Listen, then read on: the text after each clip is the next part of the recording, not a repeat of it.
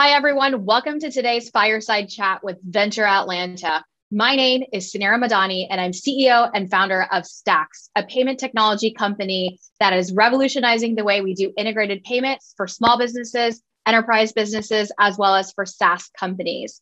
Today, I have the pleasure of introducing a dear friend and someone who is changing the game in venture, Arlen Hamilton. Arlen is a remarkable entrepreneur who has built a venture capital fund from the ground up. Get this, while homeless. She is the founder and managing partner of Backstage Capital, a venture capital firm dedicated to minimizing funding disparities in tech by investing in high potential founders who are people of color, women, and/or LGBT. Started in 2015, Backstage has now invested nearly $5 million into 100 startups, led by underestimated founders. I'm going to get back to that in a second.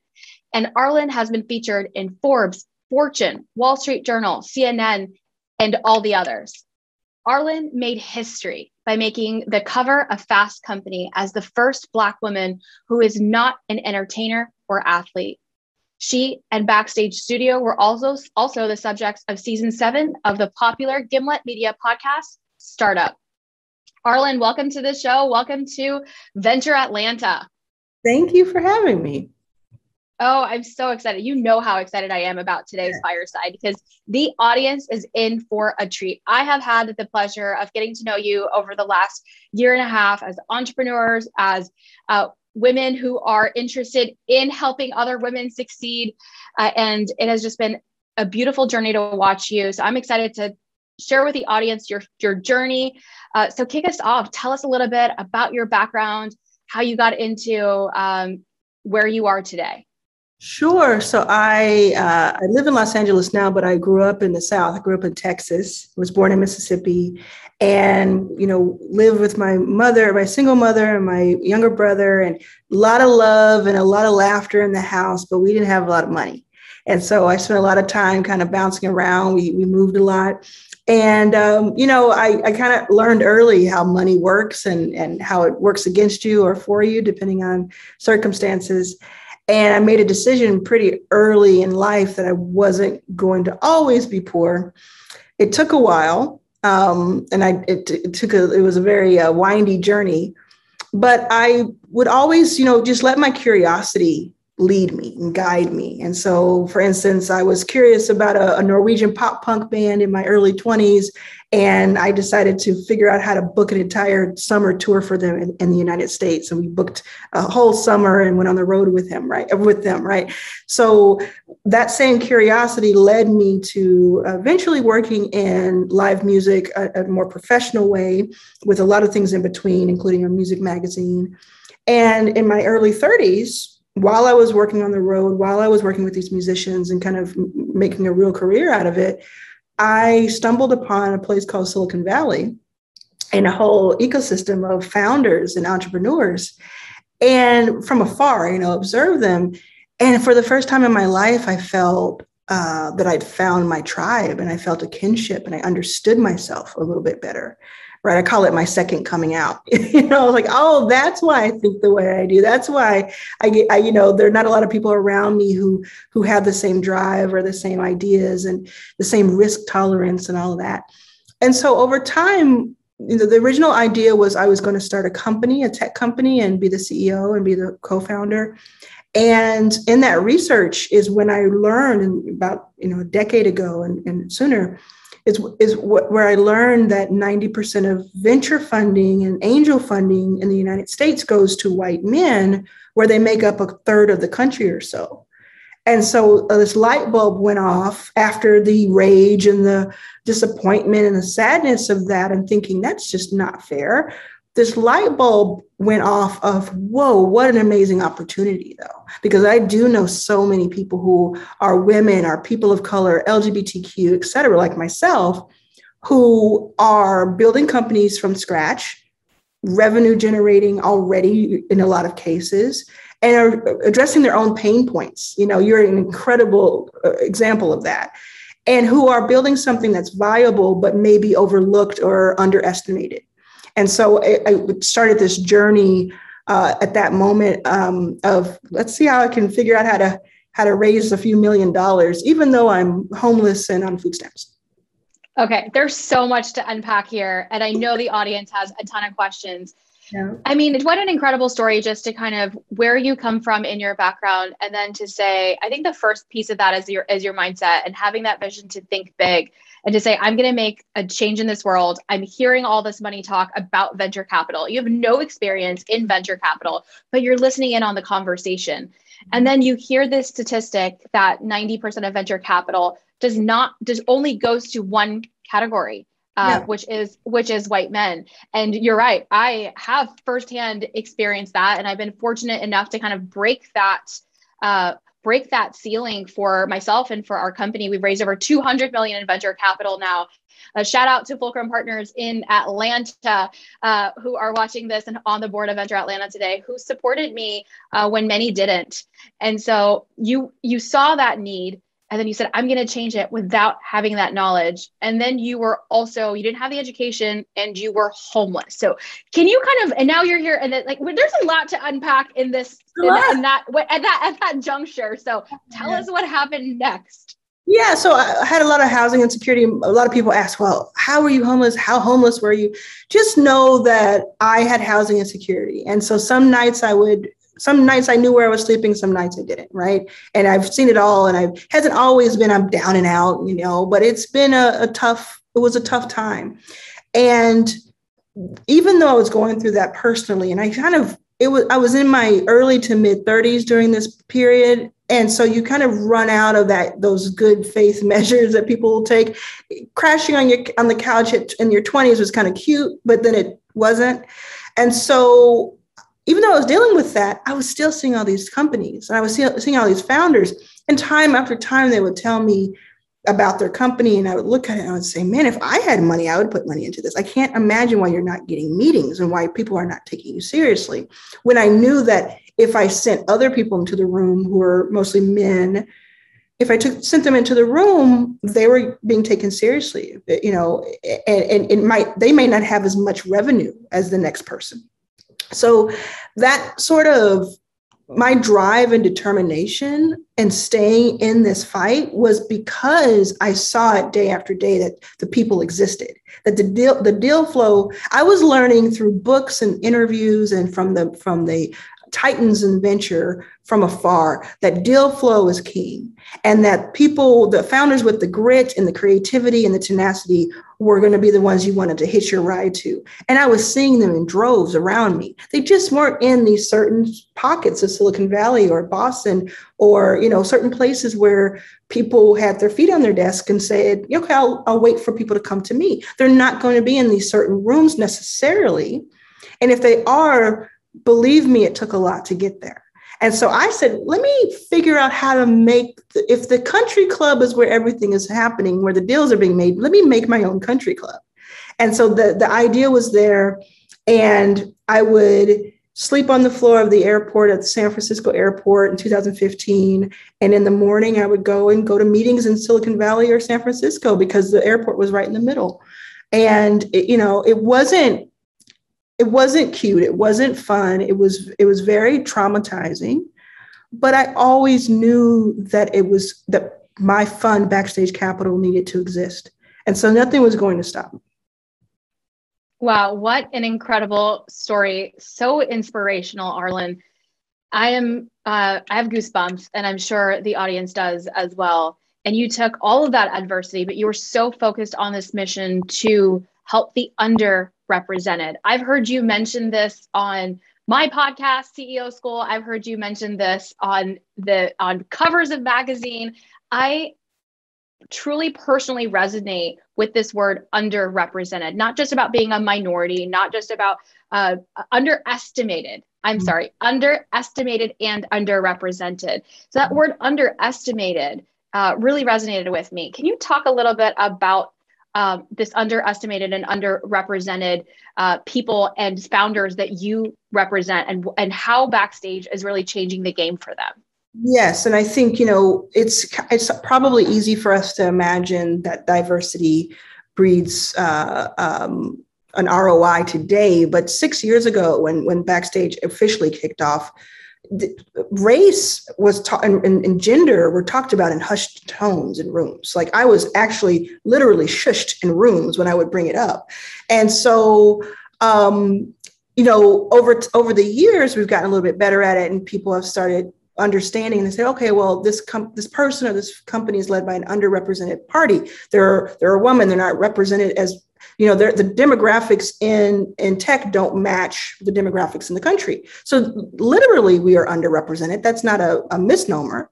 But what I say is that we're also underestimated, and underestimated changes the game. Because if you are a person who feels underestimated, I think we can all relate to that. You understand, you haven't seen anything yet. You're overlooking what is right here in front of you.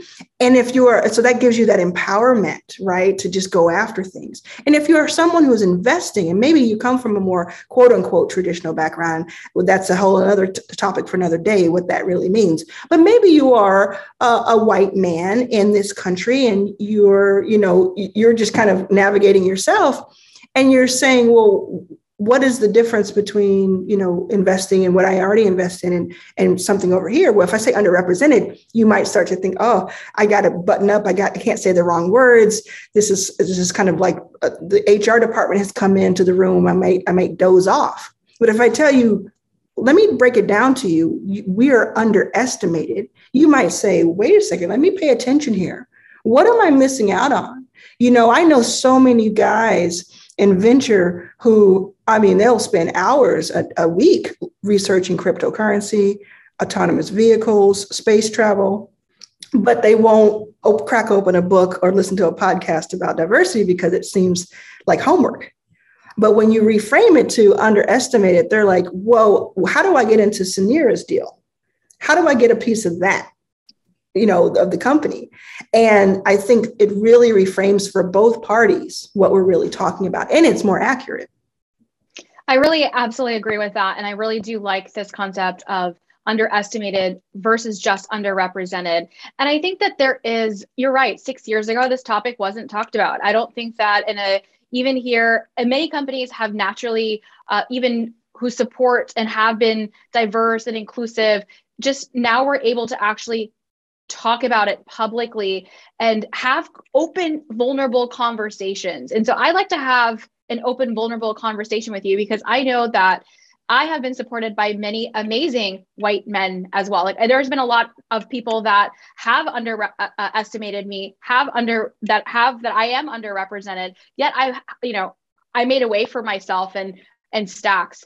However, I do believe that there are people that want to learn and want to get that deal flow and be in front of these founders. But sometimes I hear on the other side, Arlen, that they don't know where the deal flow is. So what do you say to that? And how can we help bridge this gap? Like, what can we actually do to bridge this gap? We talked a lot about my past, but I'll tell you my present. My present is that I'm a millionaire. My present is that I have now invested in 20 other funds led by emerging managers who are either of color or women or LGBTQ. And so there is no more excuse for anybody, for any LP to say they can't find the deal flow, because not only does Backstage itself, my firm, have 200 companies that we've invested in 6 years, but I also now have access to thousands of companies through these 20 plus funds that I've invested in. And so it's there, it's a new day. You no longer have that excuse. And that's a wonderful thing because there are so many people, and definitely in the Southeast, there are so many people who are building these micro funds, anywhere from 5 million to 50 million. And they are on the ground doing the work. And they're seeing these incredible deals early. One of the funds that I invested in, she's a Black woman who invests in companies out of Africa that can be bridged to Silicon Valley and parts of the US. Her first investment she made 3 or so years ago was sold to a major company for $200 million earlier this year. And no one took her seriously, but I got into that fund and I'm excited about that. So the good news is you don't have to reinvent the wheel. You don't have to learn another, generations worth of information. You simply need to make yourself accessible and available and known and it will come to you, or you can go out and look for it. It's there. You have dozens of funds who have the inside track on these companies, and you can make the determination on the data that you're given of which ones you want to bet on. But, I've seen a lot of success from these fund of funds who are doing indexing on these emerging managers, because they can't, go in and spend the next 50 years building what we've already built. I love that. I love that you said there's no more excuses. And you are right on that. And I think it's just also about having that dialogue and just really being able to look at intrinsically in your company. Even it's not just about like the investment in venture, but it's even looking at the diversity in leadership that's on the table as well. So I think there's so many places that we can have representation of women, of people of color, of LGBTQ and beyond. And I think it's really exciting that you say that there are no more excuses. And I agree with you. There are no more excuses. And we appreciate you leading the way and providing everybody all of this incredible deal flow. And something that you mentioned, I think that is changing the game and that can change the name is early stage investing. Because a lot of the times the funding it's needed. It's the seed stage funding. It's the early stage funding. And companies don't even get an opportunity to grow. If I didn't have the early stage funding, I was not able to secure the early stage funding, Stacks would not be the unicorn that we are today, right? It would not have happened if we didn't get that first check that came in through the door. What do you have to say about early stage investing and minority and underrepresented founders? Well, you're this perfect case study. I mean, I believe me, I wish I knew you back then, because I would have written a check. I would have found a way to write a check. But you're absolutely right. I mean, a lot of the companies that we invest in, and we invest very early, there's just the only difference really is like their access to resources. Like they have everything else kind of in place, but because maybe they live in a city that is not one of the top 3 or 5 that people know of, or because, they think you can't find the talent. I mean, the resourcefulness that goes into building a company that's on par with an incumbent that has 10, 100x the amount of money that the company has is out of this world. And it's something that we can't do as investors. Like we're looking to founders to set this, example.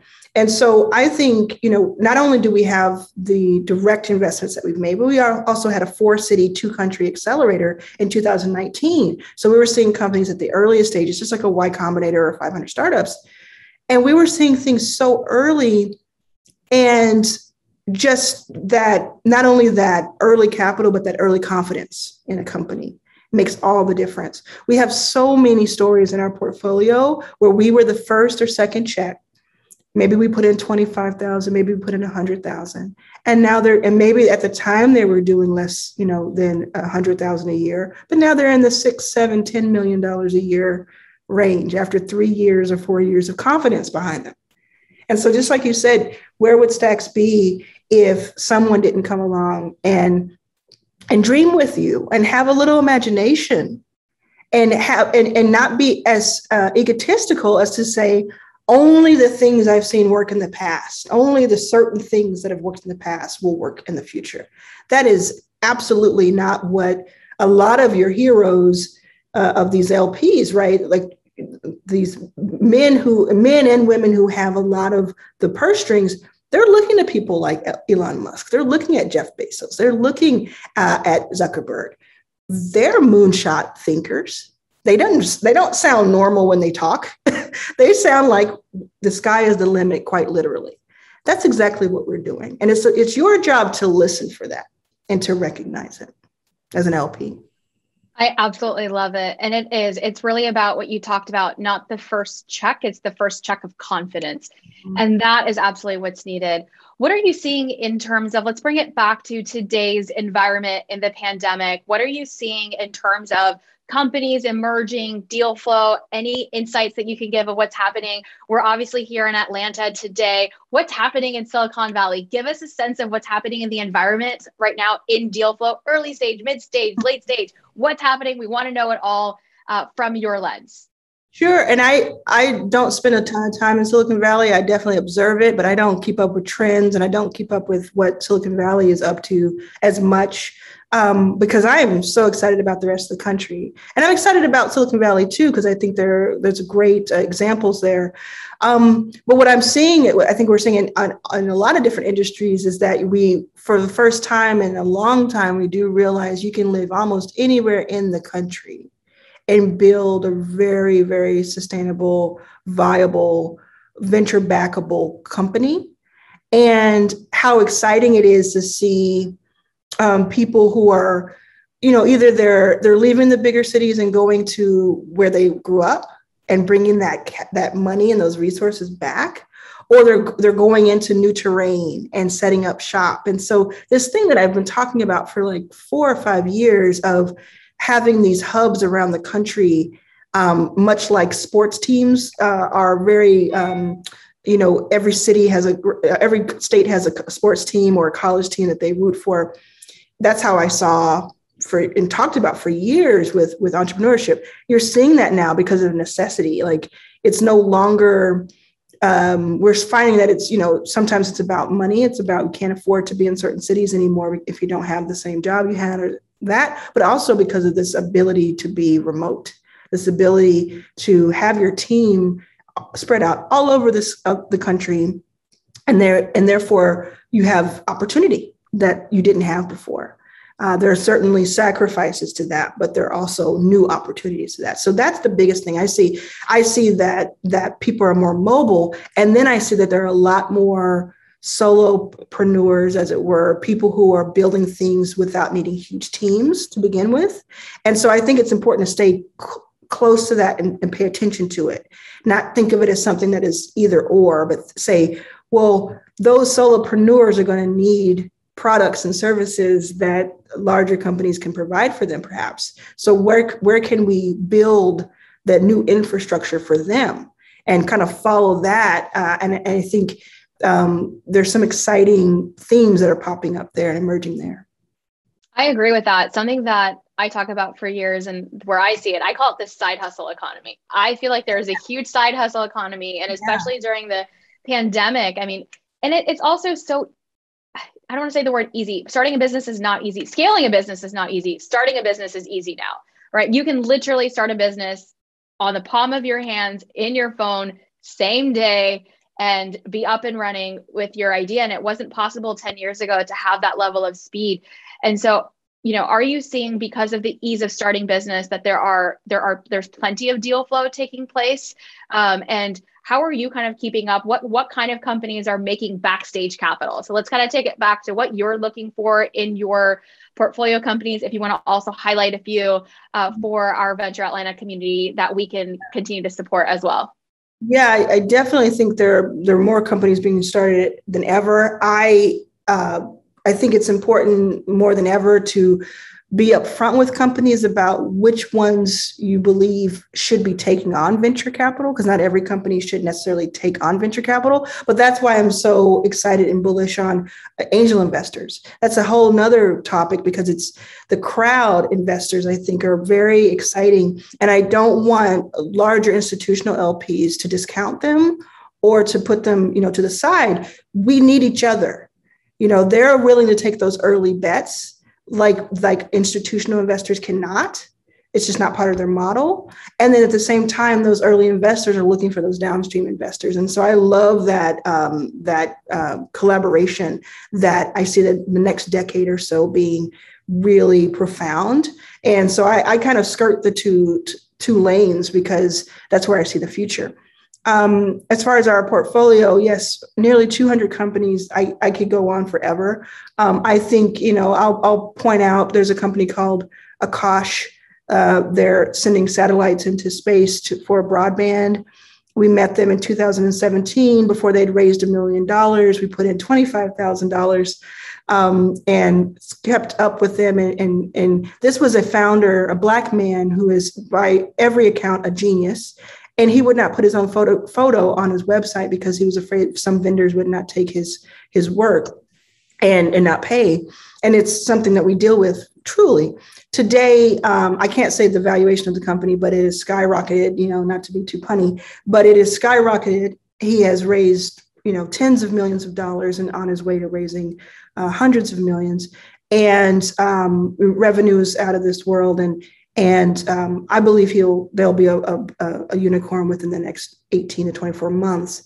And we were able to invest another 1.5 million into that company. And I'm just very excited about that, because if you put it relative to whatever number, that's a 60x that we've been able to invest more. So if we put in 1 million, imagine we're able to put in 60, the following years. So just very excited about that, to see what happens there. He is competing with Starlinks at SpaceX, but he's also providing product for them. So I think that's a really interesting model. On a different part of the spectrum, we have Curl Mix. Curl Mix is hair care for women with curly hair. Now, no one was talking to them in 2017, same year, very good vintage, when we met. They were doing less than $10,000 in revenue per month. They were mixing products out of their kitchen. Today, we put in 25,000, and I became an official advisor. Today, I think they're going to do 7 million this year. And, just the growth there. They're a married couple. They've had 2 children in the process. It's just everything that I dreamed of, imagined, and hoped for while I was sleeping on the floor of that airport is all coming to fruition right in front of my eyes. It's incredible, and it's really deserving, and your mission is so deserving. There are a lot of founders in the room. And so for my last and final question today for the audience is really founder focused. So for those founders watching, tuning in, that do feel that they are underestimated, underrepresented, what are some pieces of advice that you have for them to go secure that confidence check?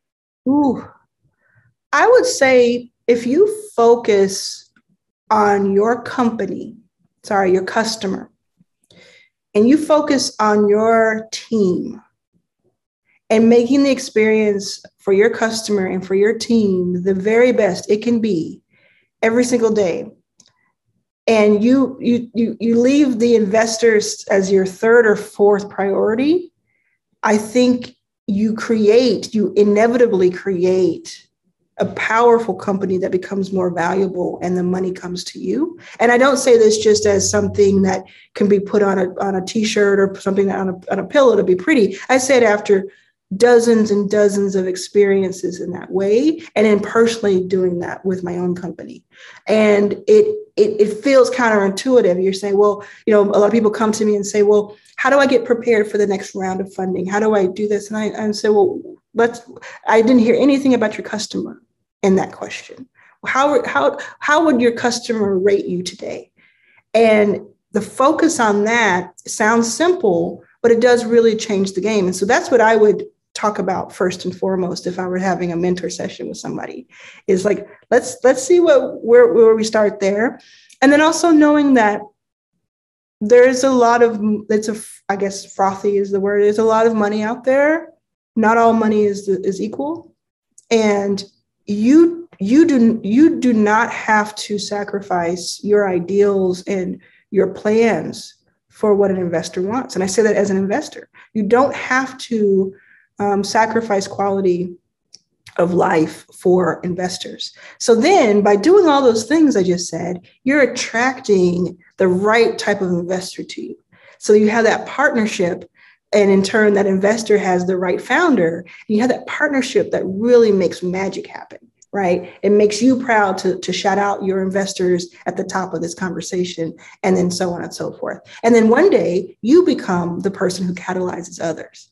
And so having that vision of not just in the moment of what you're working on, but what does that mean for the bigger scheme of things in the bigger picture, I think is a wonderful North Star to have.